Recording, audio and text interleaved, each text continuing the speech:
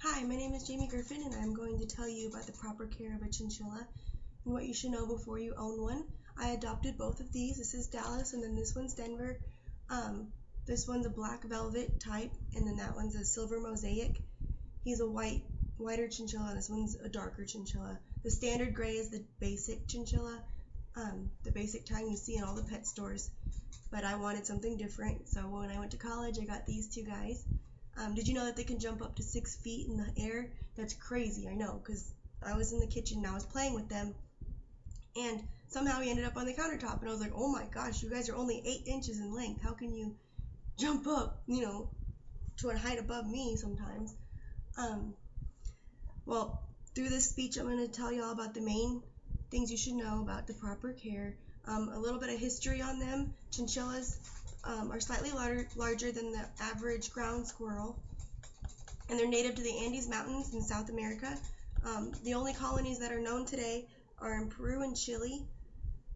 The chinchilla were hunted for their soft fur. They're the softest animals in the world, and if you ever had the chance to hold one or pet one, you know that. It's pretty amazing. They're pretty soft.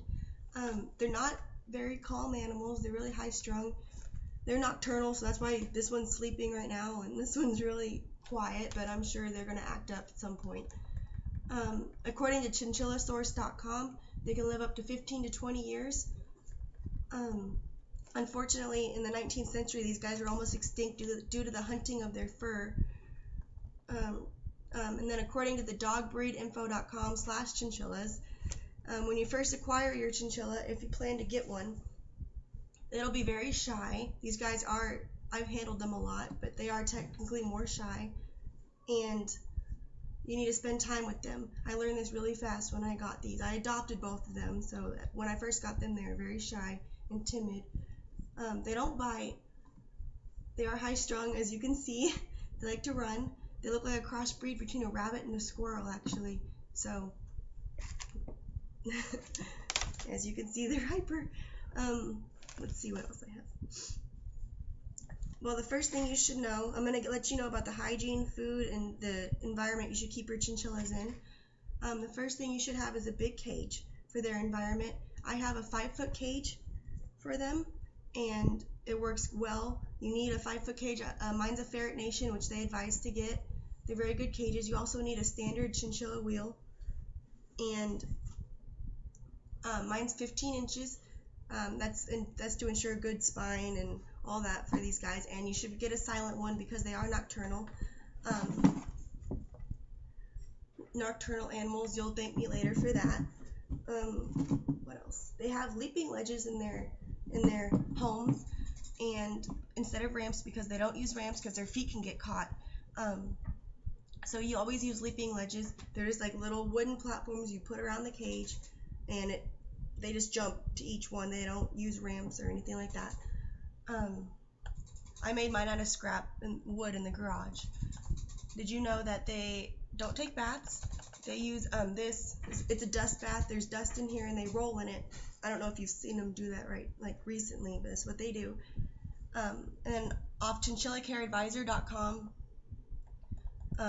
that's where I got this. And in the wild, they roll in volcanic ash to keep clean.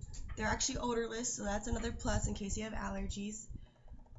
The blue cloud dust is the dust you should get. They're sold in any pet store, so are these little homes that they use. They have very don't ever get them wet. If they get wet, that's a potential health risk, so you need to blow dry them immediately. They have very sensitive digestive tracts for food, so you need to always feed them, basic pellets and Timothy hay, which I have right here, Timothy hay, and Cheerios. Cheerios is the only treat they should ever get because they have no sugar and they love them a lot. They'll eat them every day, as you can see. I get Oxbow brand for everything, Oxbow brand hay, Oxbow brand pellets. And also the water that they take should be distilled or reverse osmosis is what I use for that. And I use a glass water bottle because they're really prone to bacterial infections.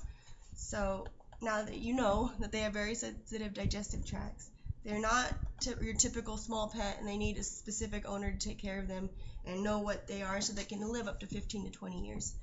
They're a great pet, and I use them, I have them for college, so.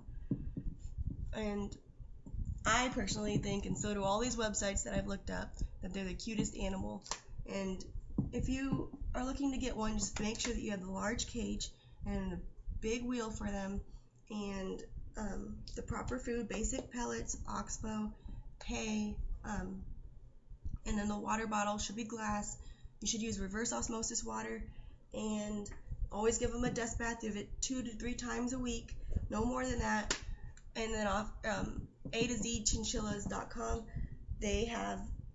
you shouldn't give it more than twice a week because that can dry out their fur, and their fur is very sensitive to all that. So chinchillas are a great pet for me, and I hope that I've sold you on them. And if you follow those basic guidelines, they should live up 15 to 20 years.